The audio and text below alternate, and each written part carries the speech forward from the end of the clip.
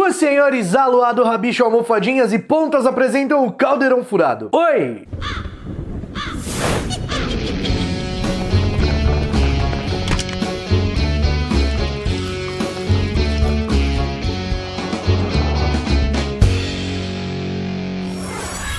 Fala aí, bruxões e bruxonas, tudo bem com vocês? O primeiro lote do Potter Day com os Marotos está esgotado, então se você não sabe o que é Potter Day com os Marotos, clica aqui na descrição. É o primeiro evento realizado por mim, Diego, Renier e Léo Santi, os Marotos do YouTube. Vai ser muito legal, clica aqui no primeiro link da descrição que você vai saber tudo e pode comprar o seu ingresso. Corre que o primeiro lote esgotou. Em Harry Potter existe uma lista bastante extensa de feitiços, uns muito usados e bastante conhecidos e outros já nem tanto. Embora a execução de um feitiço pareça algo absolutamente simples, na prática não é desse jeito que funciona não. Para um bruxo realizar um feitiço de maneira eficaz, ele precisa de 3 principais fatores. 1. Realizar o movimento correto com sua varinha. 2. Fazer a pronúncia correta do encantamento. E 3. A intenção de realizar aquele feitiço. É possível realizar um feitiço sem o uso da varinha e sem a pronúncia do encantamento, porém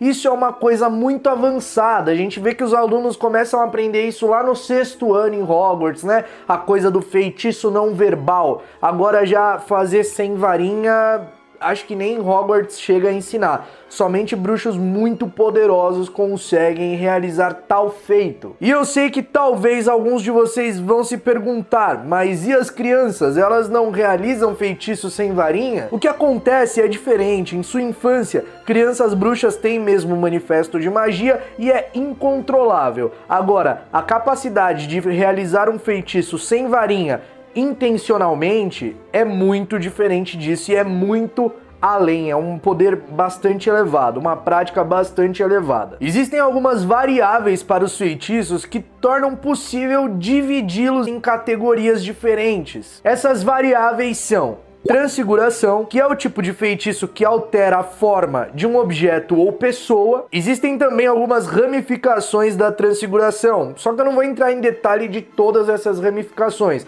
Vou citar pelo menos 2 aqui só para vocês terem um exemplo. A chamada transfiguração verdadeira é quando você transforma um objeto já existente em alguma outra coisa. E a transfiguração por conjuração é o ato de você transfigurar moléculas de ar em alguma outra coisa, fazer conjurar, ou seja, trazer do nada, só que não é bem do nada, né? São das moléculas de ar. Uma outra variável é o encantamento. O encantamento altera a qualidade ou comportamento de um objeto ou pessoa. Um exemplo simples de encantamento é o Expelliarmus. Ele altera a qualidade de uma pessoa de armada para desarmada. Outra variável para os feitiços é a azaração. Toda azaração afeta o alvo de forma negativa, sempre causa algum desconforto para quem for atingido por ela. Um exemplo de azaração é o feitiço furúnculos, aquele com que faz furúnculos brotarem no rosto da pessoa, que são bastante doloridos e ficam estourando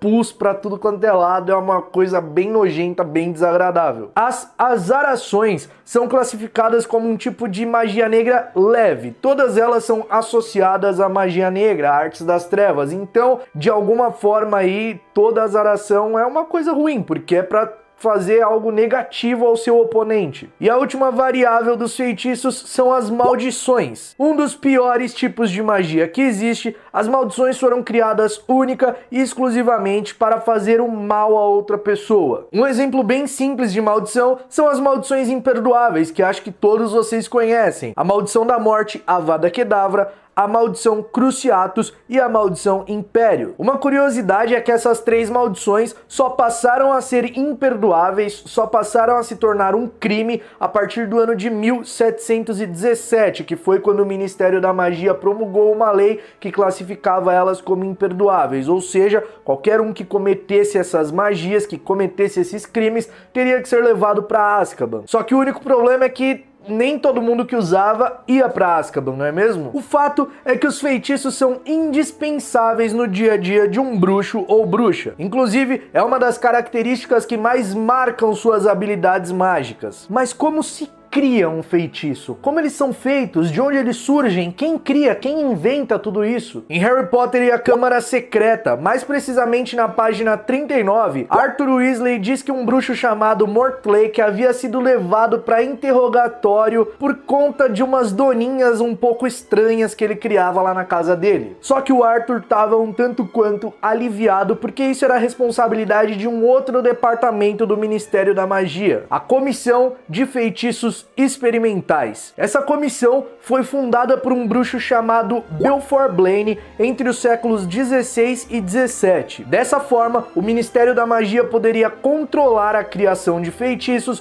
poderia realizar testes para ver se eles eram seguros e também acabar com a prática da criação de feitiços de azarações ilegais, ou seja, que não eram aprovadas pelo Ministério. Só que aí, bruxões, entra um grande mistério. Ninguém sabe como, qual ou o que se faz para criar um feitiço, o que precisamente é feito, qual é o passo a passo, que é necessário para se criar um feitiço. A única informação que nós temos é que somente bruxos e bruxas com grande conhecimento em magia foram conhecidos por ter inventado e criado um feitiço. Além de ser um método da magia muito perigoso, ele requer muitos estudos. Infelizmente nós não temos então a resposta de como se cria um feitiço, mas não fica desanimado não, porque a gente pode citar alguns inventores de feitiços que a gente conhece. Merlin, o Malicioso, foi um bruxo que viveu na Idade Média e ele foi responsável pela criação de várias azarações que nós conhecemos no universo de Harry Potter. Sem contar que ele também criou alguns tipos de feitiços descritos como desagradáveis. Delphina Crimp era uma famosa costureira que viveu no século XV em Londres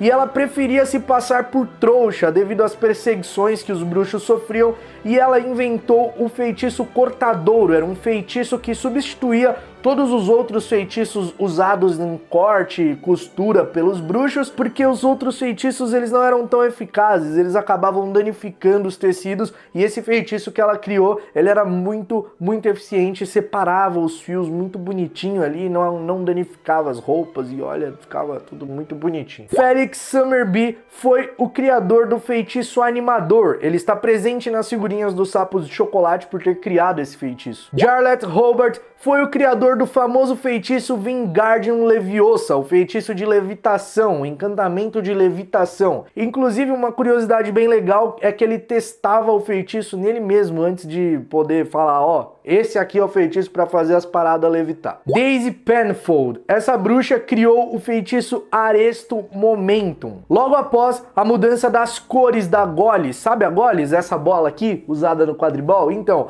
lá em 1711, eles mudaram a cor dessa Goles e acabaram mudando, e essa bruxa teve uma ideia, porque assim, essa bola toda hora que caía, os bruxos tinham que mergulhar com a vassoura lá no chão para pegar. Então o que ela fez? Ela criou esse feitiço para que a bola caísse mais devagar, então toda hora que ela escapava ou caía da mão de algum jogador, ela não caía muito rápido lá pro chão, ela caía mais devagar, o que possibilitava os jogadores pegá-la no ar. Então esse feitiço aí criado por ela, com essa finalidade tão simples, é capaz de acabar salvando vidas, como a gente vê lá em Harry Potter e o Prisioneiro de Azkaban, e também lá em Relíquias da Morte, a Hermione usando no cofre lá em Gringotts quando eles caem. Levina Monk-Tully, ela foi a inventora, ela criou o feitiço Lumos. E uma curiosidade engraçada é que ela acabou criando esse feitiço meio que, não sei se sem querer, ou se ela não precisou de muito estudo para isso, ou se ela era realmente uma bruxa já muito sábia, muito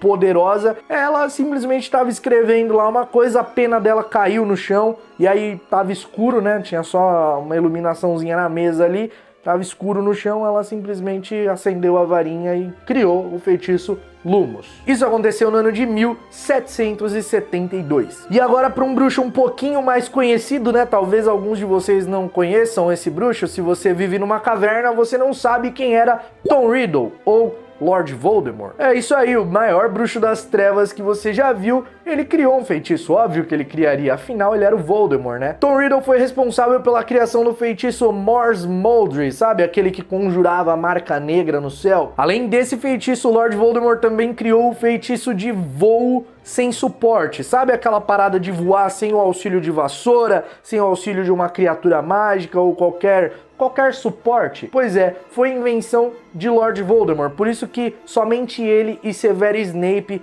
eram capazes de voar, porque o Snape aprendeu com Voldemort como era esse feitiço aí que ele criou. E já que nós falamos de Severus Snape, ele também criou alguns feitiços aí, tem alguns feitiços na sua conta. O Príncipe Mestiço criou o feitiço Sectum Sempra e também o contra-feitiço que é o Vulnera Sanentur, e também criou o Levicorpus e o contra-feitiço Libera Corpus. Ele também criou alguns outros feitiços, mas os mais marcantes foram esses dois. Você vê que o Snape ele era realmente um cara bem inteligente, né, cara? Era um cara bem... ele manjava muito de magia, porque ele fez isso daí na adolescência lá, quando ele tava no seu 5º, 6º ano, e criar um feitiço complexo desse daí, você precisa ter um conhecimento bastante grande em magia. Assim como os marotos, que também criaram o mapa do maroto, né, que viraram animagos, todos eles eram jovens bastante brilhantes. Se você gostou desse conteúdo, deixa o teu like aqui, porque ajuda pra caramba o Caldeirão Furado. E não se esqueça, deixa de ser trouxa